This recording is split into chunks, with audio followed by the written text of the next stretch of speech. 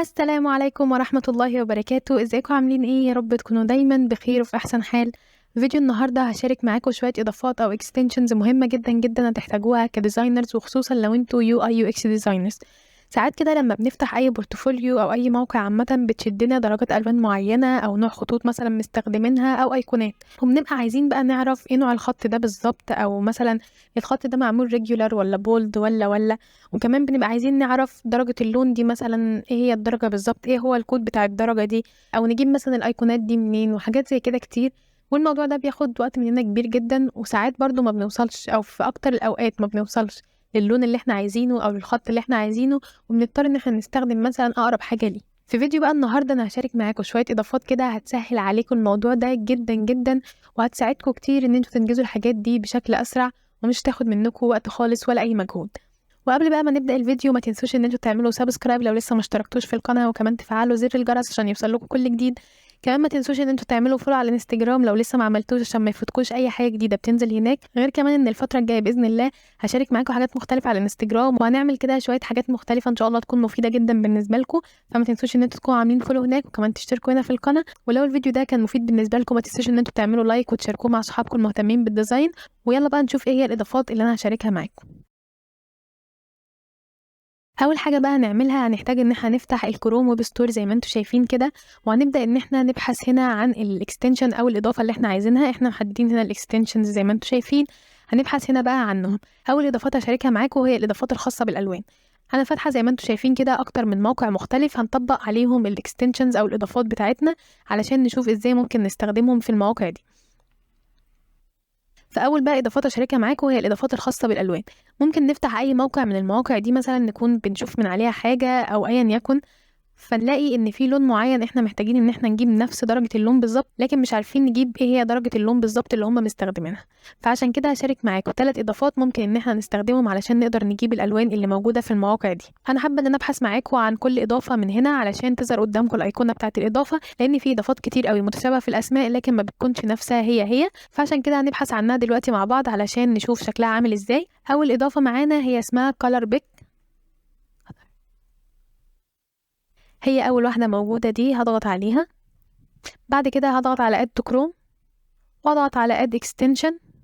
دلوقتي هي تلقائي هتظهر معايا هنا كده زي ما انتوا شايفين، هي ظهرت هنا، لكن اول ما اخرج من دي دلوقتي هي هتختفي تاني. فلازم ان انا افتح من هنا الاكستنشنز بتاعتي واحدد ايه الاكستنشن اللي انا عايزاها تبقى ظاهره هنا. فهثبت الاكستنشن دي دلوقتي معايا. بعد كده تعالوا نروح على اي موقع من المواقع دي ونضغط على الاكستنشن بتاعتنا. بعد كده همشي على اي لون انا عايزاه زي ما انتوا شايفين كده، هيظهر معايا الكود بتاع درجة اللون دي، واقدر ان انا استخدمه. طبعا اخده كوبي بيست واستخدمه على فيجما. بمجرد ما اضغط على اللون اللي انا عايزاه اللي هو ده مثلا، فخلاص بقدر ان انا اخده كوبي واستخدمه. وممكن ابحث عن اي لون تاني زي ما انتوا شايفين كده، بمجرد بس ما اخد اللي انا عايزاها كوبي مثلا، اقدر ان انا اضغط تاني بعلامة الزائد اللي موجودة دي على اي مكان، وابدا ان انا اشتغل تاني وابحث عن اللون اللي انا عايزاه. طيب لو انا عايزه مثلا خلاص انا مش عايزه الاكستنشن تاني، اعمل ايه؟ ممكن ادوس على اسك من الكيبورد، خلاص كده هيرجع الماوس بتاعي بشكل طبيعي. وطبعا الاضافه دي نقدر نستخدمها في اي موقع هتكون موجوده عندكم ان انتم مثبتينها، او حتى لو مش مثبتينها تقدروا ان انتم تفتحوها زي ما شفنا من هنا، وتقدروا ان انتوا تستخدموها في اي موقع انتوا عايزينه. بمجرد ما بتضغطوا عليها كده بتقدروا ان انتوا تستخدموها في اي موقع، وتشوفوا درجه اللون اللي انتوا عايزينها في اي موقع زي ما انتوا شايفين كده. طيب ده بالنسبة لأول اكستنشن ممكن ان احنا نستخدمها عشان نجيب اللون. ايه الاكستنشن التانية اللي ممكن نستخدمها عشان نجيب اللون؟ تعالوا تاني نرجع كده. الاكستنشن التانية اسمها color picker، وهي اول واحدة معانا دي. هضغط عليها كده برضو وهعمل لها add to chrome، وهنعمل نفس الخطوات هي وهثبتها برضو هنا كده جنب دول علشان نعرف ان احنا نستخدمها بسهولة. تعالوا بقى نشوف مثلا اي تاني موقع زي الموقع اللي احنا فتحنا عليه ده. هضغط على الاكستنشن بتاعتي هنا، هتظهر معايا زي ما انتوا شايفين كده الصفحة دي. اول ما اطلع بره كده بيها هلاقي ان في المربع اللي ماشي معايا ده بيحدد كده معايا اللون اللي انا هقف عليه. انا مثلا واقفه على اللون ده فهضغط عليه كده. كده هو اتحدد معايا زي ما انتوا شايفين هنا كده في الايقونه باين من بره اللون اللي انا حددته. لو ضغطت عليها وفتحته هيظهر معايا في الصفحه دي اللون اللي انا لسه مختاره دلوقتي، هيظهر معايا الكود بتاعه لو انا عايزه اخد الكود بتاعه. كمان هنا بيظهر اخر الكالرز اللي انا استخدمتها. يعني انا دلوقتي لو انا اخترت اي كالر تاني مثلا من هنا او اي لون تاني، وليكن مثلا اخترت اللون ده، فهلاقي هنا زي ما انتم شايفين بقى فيه اللونين اللي انا استخدمتهم. كمان هلاقي هنا كل الالوان المستخدمه في الموقع ده اصلا، يعني زي ما انتم شايفين كده كل درجات الالوان دي مستخدمه، فتقدروا ان انتوا تستخدموا اي لون فيهم. هضغط مثلا على اي واحد فيهم كده هيظهر معايا هنا برضو وهيظهر الكود بتاعه، فاقدر ان انا اخد الكود بتاعه ده كوبي بيست واستخدمه طبعا في فيجما او في اكس دي زي ما انتوا بتستخدموا. واقدر برضو ان انا اضغط على بيك كولر وابدا ان انا اختار اي لون تاني. فدي كده تاني اكستنشن اقدر ان انا استخدمها علشان اجيب اللون اللي انا عايزاه من اي ويب سايت. تعالوا نشوف تالت اكستنشن ممكن استخدمها.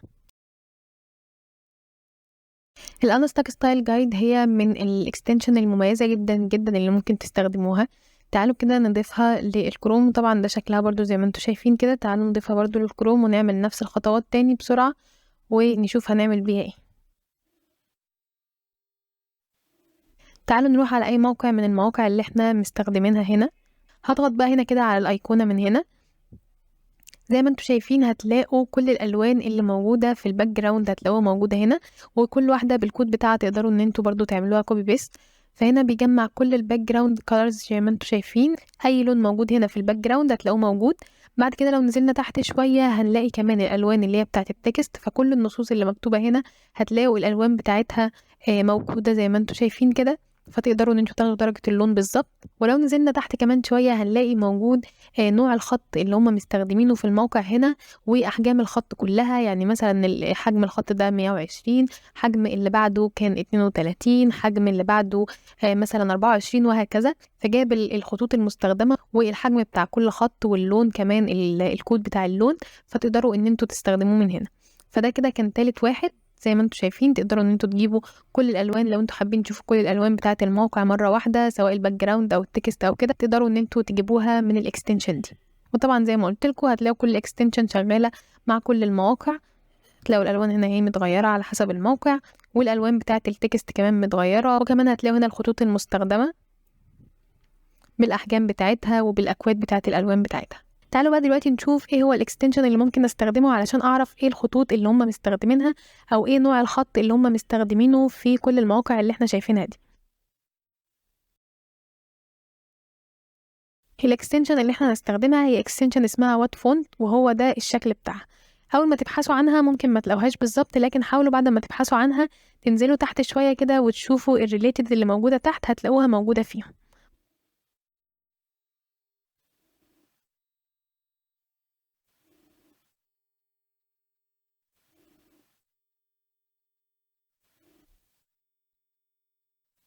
بعد كده تعالوا نروح لاي ويب سايت منهم وهضغط على وات فونت دي، وبعدين هقف عند اي خط كده زي ما انتم شايفين بيظهر معايا نوع الخط المستخدم هنا ده هو ايه. ده كله هنلاحظ ان هو معمول كله بنفس الخط كده طول ما احنا ماشيين، لكن تعالوا نجرب مثلا اي خط من هنا عشان نشوف التغيير. هتلاقوا ان الخط ده مختلف، ده روبوتو مثلا. هتمشوا بقى كده على كل الخطوط وهتشوفوا ايه الخط اللي انتوا عايزين تجيبوه بالظبط، هيظهر معاكم بالشكل ده.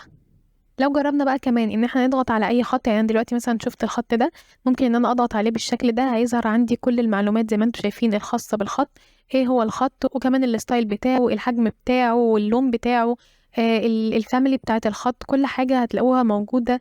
بيانات اكتر يعني عنه هنا لو انتوا حابين تعرفوا كل البيانات بتاعته مش بس نوع الخط. تاني حاجة نعرف بيها الخطوط هي فونتس نينجا، وده نقدر ان احنا نستخدمه علشان نعرف اي خط برضو مكتوب في اي موقع. وده الايقونة بتاعته زي ما احنا شايفينها كده.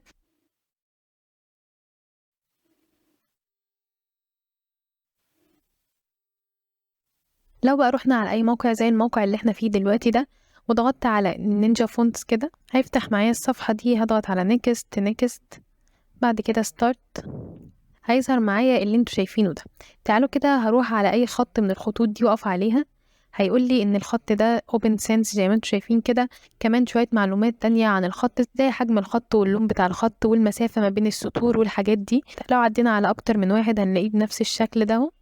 كمان هنلاحظ ان هو موجود هنا جنب الخط اللي هو الاوبن سنس مثلا مكتوب زي ما انتم شايفين كده ان هو لايت، مثلا لو جينا هنا ان هو بولد وهكذا. طيب لو انا رحت هنا كمان هو هنا محدد لي ان الخط الموجود دلوقتي اوبن سنس اللي هو ده، ومحدد لي كمان ان هو فيه منه لايت وريجولار وبولد. هنا انا ممكن اجرب الخط ده، ممكن اكتب اي حاجة مثلا وبعدين اجرب شكل الخط ده لما يبقى ريجولار بيبقى عامل ازاي، لما بيبقى بولد بيبقى عامل ازاي. كمان لو انا خدت خطوه كده لورا وبعدين جيت هنا تاني، بمجرد بس ما اقف على لايت هنا هلاقي عمل لي العلامات اللي انتوا شايفينها على الشاشه دي. على كل خط مكتوب باللايت اللي هو الاوبن سنس في اللايت هتلاقوه معمول عليه كده علامات. لو انا رحت على الريجولار هتلاقوه موجود برضو علامات على الحاجات اللي مكتوبه بريجولار فوق في اول الويب سايت كده. كمان لو ضغطت على البولد هنا، مش هضغط انا بس هتحرك عليه كده، هنلاقي برضو اتحدد لي هنا الحاجات اللي معموله بالبولد. هقدر ان انا كمان اعمل من هنا انستول للخط اللي انا عايزاه. يعني انا مثلا لو عايزه الخط ده وهو مش عندي فاقدر ان انا اعمل له انستول. كمان اقدر ان انا اعمل بوك مارك للخط اللي انا عايزاه، فمثلا هضغط هنا على بوك مارك. موجود هنا الاوبن ساينس وان هو ده من الجوجل فونتس.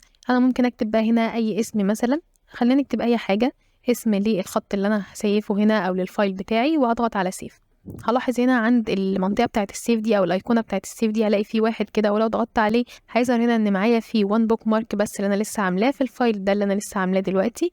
ولو فتحته هيظهر لي الفايل بتاعي وهيظهر لي الخط ده.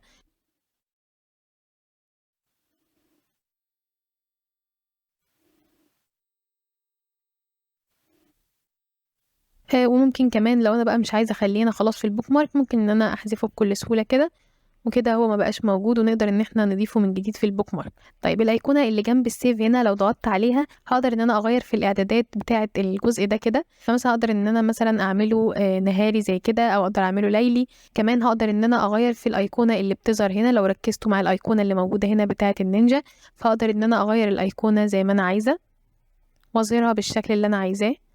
بعد كده هضغط على done وهي هتتسيف بالشكل ده. ده كان بالنسبة لنينجا فونتس، ودي تاني حاجة نقدر نجيب بيها الخطوط. تعالوا نشوف الاكستنشن اللي بعد كده هنعمل بيها ايه. اخر اكستنشن بقى هشاركها معاكم النهارده في الفيديو ده هو الدارك ريدر. الدارك ريدر ده هي اكستنشن بتخلينا نشوف الموقع اللي احنا شغالين عليه في الدارك مود بتاعه، حتى لو الموقع ده ملوش اصلا دارك مود او هو مش عامل دارك مود، احنا نقدر نشغل الدارك مود بتاعه بالاكستنشن دي. فمثلا لو انتوا بقى بتحبوا ان انتوا تشتغلوا على الدارك مود، فتقدروا ان انتوا تستخدموا الاكستنشن دي علشان تعملوا اي موقع تدخلوا عليه بالدارك مود. واول ما انتوا بتعملوه اصلا، اول ما بتفعلوه بتعملوه اون، فاي موقع هتفتحوه هيتفتح على الدارك مود بتاعه عشان يبقى ماشي على السيستم اللي انتوا عاملينه. وطبعا ليه فايدة كمان غير كده، ان انتوا ممكن تشوفوا اكتر من موقع، تشوفوا الدارك مود بتاعه ممكن يبقى عامل ازاي. وده ممكن يديكوا زي انسبيريشن كده ليه افكار ممكن تعملوها لما تيجوا تعملوا الدارك مود بتاعكم بتاع اي موقع انتوا شغالين عليه او بتاع البورتفوليو الخاص بتاعكم، فتاخدوا افكار ازاي الدارك مود بيكون معمول. تعالوا برضو نضيفه كده ونشوف شكله على اكتر من موقع من اللي احنا جايبينها. ده مثلا اول موقع كده. الموقع ده زي ما انتم شايفين كده ما فيهوش دارك مود، فانا عايزه دلوقتي اخليه على الدارك مود. هضغط بس على الايقونه بتاعه الدارك مود بتاعنا، بعد كده هضغط على اون. هلاقي الموقع بتاعي كله يتحول زي ما انتم شايفين كده للدارك مود، وكل حاجه واضحه ومفيش اي حاجه ملخبطه فيه خالص. تقدروا كمان ان انتوا تعدلوا شويه حاجات هنا. يعني تقدروا ان انتوا تعملوا اللايت والدارك طبعا من هنا. اللايت اللي هنا غير لما تعملوه اوف، هتلاحظوا هنا في تغيير خالص. فاللايت بتاع الدارك ريدر مش هو لما تعملوا اوف ليها. هتلاقوا الدارك هنا واللايت مختلفين. كمان ممكن انتوا تغيروا في الاعدادات الموجوده هنا. تعالوا نشوف كده شكله على بقيه المواقع. خلينا نعمله اوف، وبعدين نروح نشوف الموقع ده مثلا نعمله اون عليها. طبعا انا عملت اوف دلوقتي علشان بس نشوف الموقع قبل وبعد، لان زي ما قلت لكم لو احنا مشغلين الدارك ريدر خلاص فهو بيشتغل على كل المواقع تلقائي اللي انتوا بتفتحوها على نفس الايميل. فمثلا ده كده هو لما بقى برضو في الدارك مود. لو انا جيت دلوقتي من غير ما اقفله ودخلت على الموقع اللي بعده هلاقيه معمول تلقائي برضو على الدارك مود زي ما انتوا شايفين كده. ودي كده كانت اخر اكستنشن في فيديو النهارده. طبعا في اكستنشنز كتير جدا ممكن ان هي تساعدكم في الديزاين وتسهل عليكم الموضوع ده. ان شاء الله هشاركها معاكم في الفيديوهات الجايه. لو الفيديو ده عجبكم واستفدتوا منه، فهعمل ان شاء الله اكتر من فيديو جاي هشارك فيه حاجات زي كده. اخر حاجه بقى قبل ما نقفل الفيديو ده ممكن اشاركها معاكم، هو ازاي ممكن نغير شكل الماوس بتاعنا بالشكل ده. بما اننا بنتكلم عن الاكستنشنز فانا ممكن اقول لكم على اكستنشن تساعدكم في كده. هي ملهاش علاقه خالص بالديزاين، بس للي عايز ان هو يعمل تغيير في شكل الماوس بتاعه نقدر ان احنا نغير شكل الماوس من الاكستنشن دي. هتلاقوا في اشكال كتير جدا، في اشكال كرتون زي ما احنا شايفين، وفي اشكال مختلفة لالوان سادة لاشكال تانية، وفي اكتر من كده كمان. لو انتوا ضغطتوا على مور هنا هتلاقوا اشكال يعني كتير كتير. كل شكل من دول طبعا بيوضح لكم لما الماوس يكون ماشي بس كده بيبقى ليه شكل، وكمان لما بتقفوا على حاجه ممكن ان انتوا تعملوا كليك عليها فبتتغير شكله بالشكل ده. ممكن ان انتوا تضغطوا هنا فيو بس قبل ما تعملوا لها اد، بحيث ان انتوا تشوفوا هتبقى عامله ازاي. هتيجي تقفوا عند الجزء الموجود ده علشان تجربوا، فهنا شكل الماوس كده وانتوا بتتحركوا، اول ما تيجوا تقفوا على زرار معين مثلا بيتحرك بالشكل ده. كمان لو ضغطنا تاني عليها كده فممكن ان انتوا تغيروا في الحجم بتاعها، ممكن ان انتوا تخلوه اكبر من كده زي ما انتوا شايفين، او ممكن تصغروه زي ما انتوا عايزين بالظبط بالاشكال بتاعته المختلفة. وبس كده، ده كان الفيديو بتاعنا النهارده. ان شاء الله يكون عجبكم الفيديو واستفدتوا منه. لو عجبكم الفيديو ما تنسوش اكيد تعملوا لايك، وكمان تشاركوا الفيديو مع صحابكم المهتمين بالديزاين. ولو لسه مش مشتركين في القناه ما تنسوش تشتركوا برضو. وبالنسبه للانستجرام فالانستجرام بتاعنا اسمه يلا نصمم، وكمان هتلاقوا اللينك بتاعه موجود في صندوق الوصف، تقدروا تروحوا بقى هناك على طول تعملوا فولو. وبس كده، اشوفكم في فيديو جاي ان شاء الله، ومع السلامه.